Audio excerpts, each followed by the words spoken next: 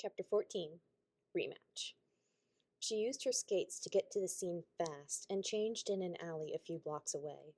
Her costume was mostly the same, but she'd opted to use her raincoat, it was 3 sizes too big, and wear a t-shirt under it this time instead of using a sweatshirt.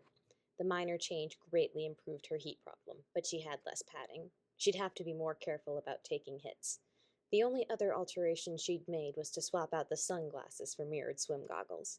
They'd stay on her face better. There was less rubble this time. The only signs of Prince Snow's presence were the sounds of chaos and the shattered glass doors. Swarm took advantage of the destruction and sped straight through. She'd made it just in time. Prince Snow was locked in combat with her dad, who was putting up a respectable fight. The other 5 guards were tossed to the edges of the room in various states of semi-consciousness. Everyone else who may have been in the lobby had evacuated. Her dad loosed a trio of shots at Prince Snow. He intercepted them with one of a dozen little shields floating around him, and the bullets pinged off harmlessly. Her dad swore, took 3 steps to the left, and fired again to no avail. A spike went flying at him, and he ducked. He didn't see it curve midair and aim itself at his back. Swarm did. She kept moving at speed and crossed behind him in the nick of time. The skates dropped, a scarf formed taut between her hands, and the spike got stuck in the fabric. It disintegrated after a second, the scarf followed suit, and Swarm slid around her dad to face her opponent. Prince Snow had a cocky grin on his face. "Hello, thief. Nice of you to show up." "Downgrade?" She gave him a nod of acknowledgement. "Doing all this to get my attention? I'm flattered, but you should have called ahead. I barely had time to get dressed." Her dad tensed, and she placed a hand against the small of her back and made an OK sign. She wished she knew how to fingerspell so she could tell him to leave and take as many people as he could with him. Another thing to learn. Instead, she shooed him back. Prince Snow paid him no mind. He glided closer to Swarm, who held her ground despite her shaking fingertips. "You respond to dramatic gestures. I figured attacking the biggest employer in the city would get your attention. Well, you have it." She threw out her arms in a fearless invitation. "What are you going to do with it?" He grinned and pulled a syringe out of a pouch on his hip. "Have you figured out a solution to our problems?" "It's been less than a day," she protested. "You can't possibly expect me to whip up a miracle the way Lord Static could." "Shame. I have." And he lunged. She'd seen it coming. She dropped to a crouch and the needle shot over her head. "Careful with that," she chided. She angled around the shields and planted her fists in his armpit and the soft part of his waist. "You'll put somebody's eye out." His wheeze was satisfying. The strain on her stitches was worth it. She darted away before he could stab the needle into her back or use a shield to cut off her hand, then called up a javelin. The construct still felt awful to use, but the boost to her reach outweighed her emotional discomfort. In response, Prince Snow sheathed the needle and summoned a baseball bat, using a shield to intercept the blow Swarm aimed for his hands. They circled each other, looking for openings. Swarm's better reach wouldn't do much if she hit a shield again, but Prince Snow was the aggressor, so he had to move into range to achieve his goal. Swarm kept one eye on him and one on the security guards' bodies. The one closest to the door had vanished, and her dad was working on evacuating the second. Satisfied, she focused back on the immediate issue. "Are you going to tell me what this grand miracle would happen to be and why you tried to drug me for it?" "You don't need to know. I just need you unconscious for a little bit. Promise. You'll wake up as a normal man again." "Uh-huh. And the baseball bat?" "I'm careful. I'll probably only break a few of your fingers." "Tempting. I'll pass." "I figured you'd say that." He stepped in and swung for her hands. She parried with a section of javelin above her fingers, widened her grip, and it was on. The power behind Prince Snow's blows should have shattered her lance or knocked it out of her hands. She deflected and dodged them instead of blocking whenever she could, and the javelin flexed with the hits, but the few that connected still made her wrists go numb. Not helping was the way Prince Snow kept aiming for her hands. She kept stepping back and repeated her trick with using the bots to feel the ground and place her feet. It wasn't as useful here since the foyer floor was smooth stone and the room had an open layout, but it kept the loose spots out of the way. She'd practiced attacking with them, but didn't trust herself to maintain restraint while under stress. Her retreat brought her to the edge of the room quickly, and her bot puddle hit the wall before she could be backed into it. She had one step before she'd be trapped. When in doubt, there was always Plan Spamalot to fall back on. She swung her bots up in front of herself and turned them into a cloak. Prince Snow swung at the impromptu smokescreen, but Swarm was already below the swing and darting under it.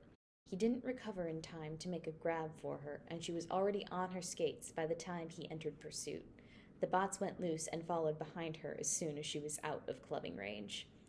Plan Spamalot could be summed up in 5 words: run away and be funny.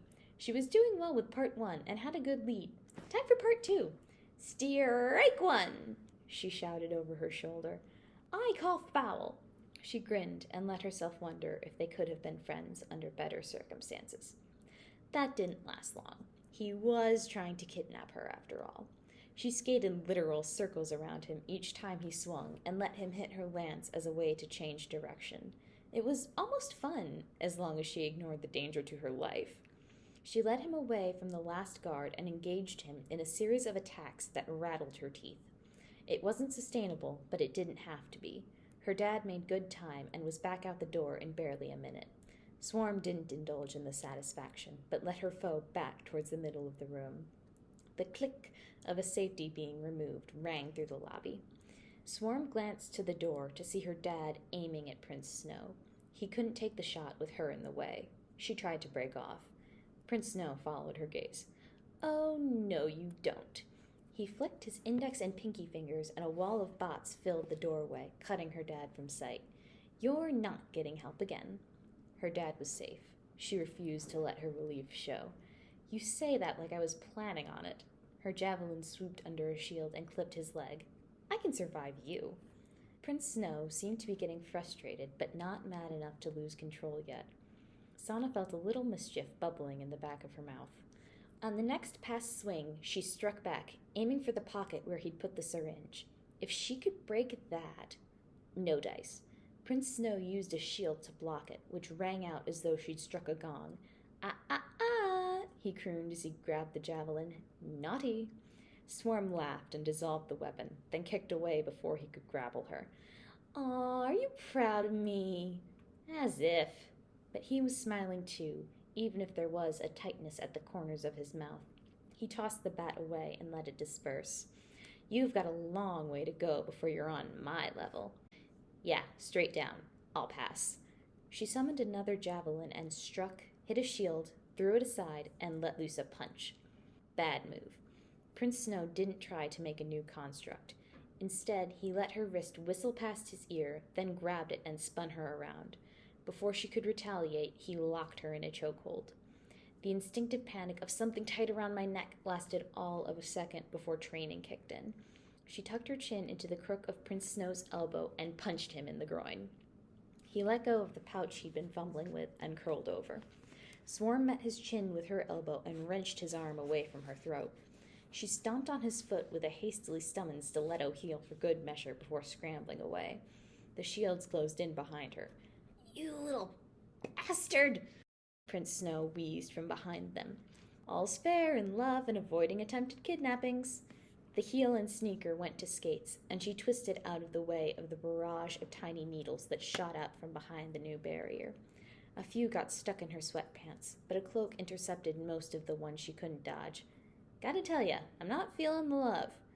Remind me why I need you alive again? Bots go bye-bye if I kick the bucket. Right. That. To be fair, I don't want you dead either. I have, in fact, been making a concentrated effort not to kill you. Like you could. Ho ho ho, don't tempt me. Javelin and puddle again, and she draped a cloak over her arm like a matador.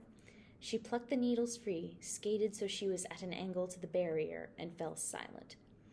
It parted, and Prince Snow came racing right at her, syringe held in front of him like a knife. Swarm would have fallen backwards in surprise if not for her enhanced balance. She was too slow to evade him, and he grabbed her cloaked wrist. Crap!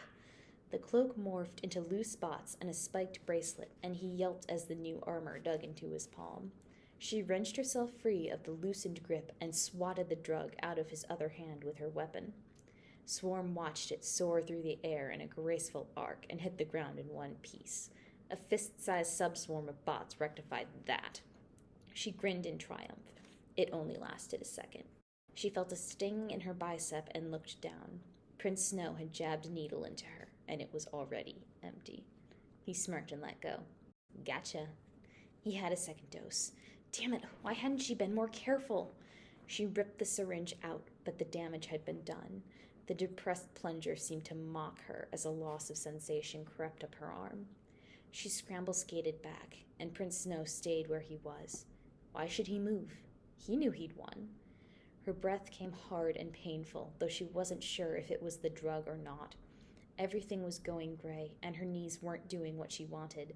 She leaned on her lance, dropped the skates, and used the last of her strength to make a mask that wove into and out of her hair and was practically vacuum-sealed to her face.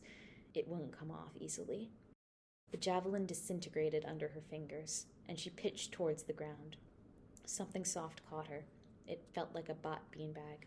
A hand on her shoulder rolled her over, and she saw blurs of white and purple. Something slapped her cheek gently, and she groaned. Her thoughts felt like they'd been smeared with oil. Someone. She had to try to stop someone.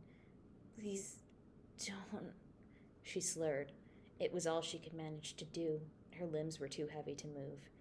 It's okay. I'll take good care of you. There was a paradoxically gentle mirrored touch to the pulses on her neck, and everything went black. Swarm came to consciousness the way lightning struck, suddenly, violently, and without any particular trigger. She was slung over someone's shoulder like a sack of potatoes. That wouldn't do, so she headbutted her captor, swung her leg forward to kick them in the gut, and elbowed them in the back of the neck. The resulting rant cursing her, her ancestors, and her descendants told her Prince Snow hadn't expected her to wake up yet. The world spun and fell until her back and head cracked against the ground. Someone leaned over her, and she kicked out at them before her eyes could focus. She made contact and scrambled back until she bumped into something hard. The texture registered as maple bark. The air smelled overwhelmingly of greenery. Oh, God damn it. You brought me to the park? Why do you keep trying to break my nose? Prince Snow and Swarm shouted over each other. Swarm ran a hand over her face to confirm her bot mask was still in place and marginally relaxed when she felt the fabric. Her family was safe. I keep trying to break your nose because you keep trying to kill me, or knock me out and abduct me, which isn't much better. Now why are we in the park? He stepped closer and offered a hand. I have a solution to both of our problems. You get rid of the bots, I get my inheritance, and neither of us have to die. Doesn't that sound nice? Except for the part where he'd use the bots to kill and steal, sure. Swarm wasn't going to go along with this for long. She took the hand anyway. What's the catch? Prince Snow hoisted her to her feet. Well, it hinges on phase assistance. Phase assistance? Swarm attempted to tug her hand free. Are you nuts? Why not Pulse? Pulse can be reasoned with. Pulse's EMPs would destroy the bots, and the backlash from that almost killed Lord Static even after he developed countermeasures. Neither of us would get what we wanted if we asked her. Ah. Yes, ah. Now come on, we're almost there.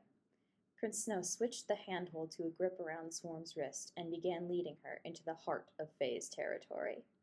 After a few minutes of walking, Swarm asked, Is restraining me really necessary? I'm not gonna run away. You've never been in here, huh? The paths get wonky. Best to keep hold of what you don't want to lose. I really hope you're speaking literally. You're about to find out. The core of the park's right up ahead. Funny, it's easier to find now that you're awake. I've been wandering for 3 hours. It was probably deliberate. Swarm wouldn't put anything past the trees. Right up ahead turned out to be an estimation based on hope more than a concrete metric. After 5 minutes of stumbling over roots and trying to keep her arm from being pulled out of its socket, Swarm ventured, I was an accident, you know. Lord Static did want you to have them eventually. He hummed a short, satisfied note and held back a branch for her. I wouldn't suggest you call yourself that. Sets a bad precedent. It's nice to hear you say it aloud, all the same. I think you, of all people, would be the first to jump on the whole insult Swarm train. Not so. You're a fun little challenge, but no real threat. Insulting you would be punching down. I'm in too good of a mood for that. Psycho, Swarm thought. She said, I really could kill you if I wanted. But you don't. He sounded almost giddy. It's adorable. It makes me not want to kill you either. Glad we're on the same page. She ran her fingers along the edge of her mask. Is that why my face is still hidden? Partly. It's also pointless to unwrap a present before a celebration. Real creepy, dude. He laughed and tugged her to stand next to him. I could unmask you now if you wanted. He teased the edge of her mask. I figured I could let you have your secret until I won. You seem confident that I'll let you win. Won't you? He dropped her wrist and tapped her collarbone with each point he made. You could have sent a javelin through my skull at our first meeting instead of throwing those boots. You're walking with me now instead of running away. You even tried to make a peace offering with that little tidbit about my mentor. Face it, you're not nearly ruthless enough to beat me. She wasn't afraid. The fact that she should be registered, that it was distant and academic, and you're not nearly clever enough to fill Lord Static's shoes. I'll have all the time in the world to learn. He pinched her cheek. And you'll be out of the way. Not dead, though. Once you're nice and harmless, I won't have to kill you. I'm grateful for your generosity. She leaned back until he let go. Don't be. He turned away and started to walk again. I'm willing to let you keep your life, but that's it. Oddly reassured, Swarm stayed by Prince Snow's side as the trees parted.